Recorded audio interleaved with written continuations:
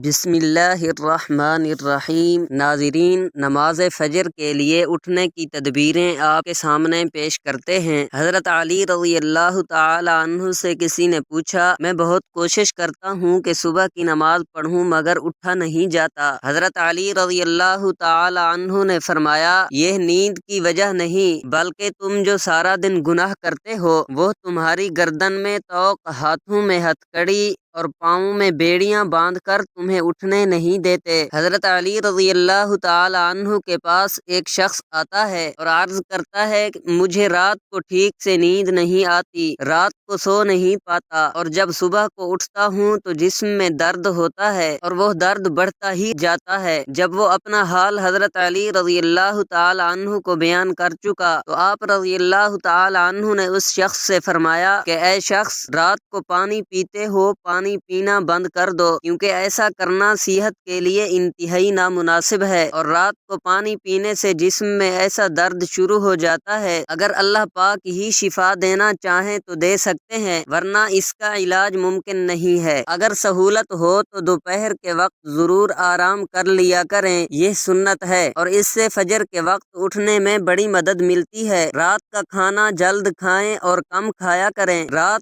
کو پانی نہ پئیں، اگر اشد ضرورت ہو تو کم سے کم پانی پئیں، رات کو جلدی سو جائیں، رات کو سونے کے اعمال کر کے سویا کریں، کسی سے صبح اٹھانے کے لیے کہہ کر سویا کریں، الارم لگا کر سویا کریں اور الارم اتنی دور رکھا کریں کہ بند کرنے کے لیے اٹھ کر جانا پڑے۔ جیسے ہی آنکھ کھلے دونوں ہاتھوں سے چہرے کو دیر تک اچھی طرح ملیں، یہ عمل بھی سنت ہے۔ نیند سے بیزاری پر ہمت کر کے فوراً کھڑے ہوں، نفس کے اس تقاضے پر عمل نہ کریں کہ ابھی تھوڑی دیر اور آرام کر لیتے ہیں پھر اٹھ جائیں گے، اسی طرح نماز قضا ہو جاتی ہے۔ اللہ سے مدد مانگتے رہا کریں، فجر کے وقت اٹھنے کا پختہ ارادہ کر لیا کریں، اندرونی الارم لگا کر سوئیں، یعنی دل میں بھی اللہ کی محبت پیدا کریں۔ رسول اللہ صلی اللہ علیہ وسلم نے فرمایا، جس شخص نے فجر کی نماز کی ایک رکعت جماعت کے ساتھ سورج نکلنے سے پہلے پا لی، اس نے فجر کی نماز با جماعت کا ثواب پا لیا، اور جس نے عصر کی ایک رکعت جماعت کے ساتھ سورج ڈوبنے سے پہلے پا لی، اس نے عصر کی نماز با جماعت کا ثواب پا لیا۔ مسلمان عورتیں رسول اللہ صلی اللہ علیہ وسلم کے ساتھ نماز فجر پڑھنے چادروں میں لپٹ کر آتی تھیں۔ رسول کریم صلی اللہ علیہ وسلم نے فرمایا کہ رات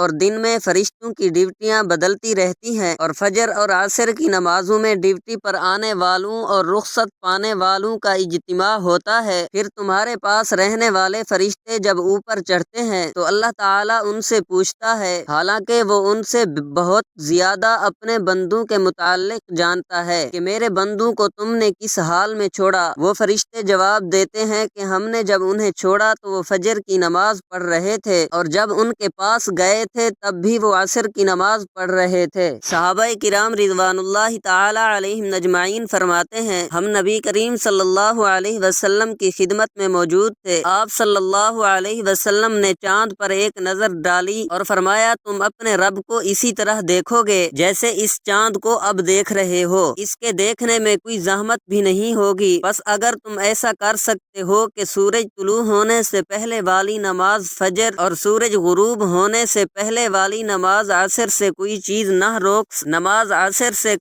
روک نہ سکے تو ایسا ضرور کرو۔ پھر آپ صلی اللہ علیہ وسلم نے یہ آیت تلاوت فرمائی۔ ترجمہ: بس اپنے مالک کی تسبیح و تحمید کر سورج طلوع ہونے اور سورج غروب ہونے سے پہلے۔ محمد بن اسماعیل بخاری راوی حدیث نے کہا ہے کہ فجر اور عصر کی نمازیں تم سے چھوٹنے نہ پائیں، ان کا ہمیشہ خاص طور پر دھیان رکھو۔ میرے سامنے چند معتبر حضرات نے گواہی دی، ان میں سب سے زیادہ معتبر میرے نزدیک حضرت عمر رضی اللہ تعالی عنہ تھے کہ نبی کریم صلی اللہ علیہ وسلم نے فجر کی نماز کے بعد سورج بلند ہونے تک اور عصر کی نماز کے بعد سورج ڈوبنے تک نماز پڑھنے سے منع فرمایا۔ ابن عباس رضی اللہ تعالی عنہما سے بیان کرتے تھے کہ انہوں نے فرمایا کہ مجھ سے چند لوگوں نے یہ حدیث بیان کی کہ نبی کریم صلی اللہ علیہ وسلم نے دو طرح کی خرید و فروخت اور 2 طرح کے لباس اور 2 وقتوں کی نماز سے منع فرمایا، اور کپڑوں میں اشتمال سما یعنی ایک کپڑا اپنے اوپر اس طرح لپیٹ لینا کہ شرم گاہ کھل جائے، اور احتبا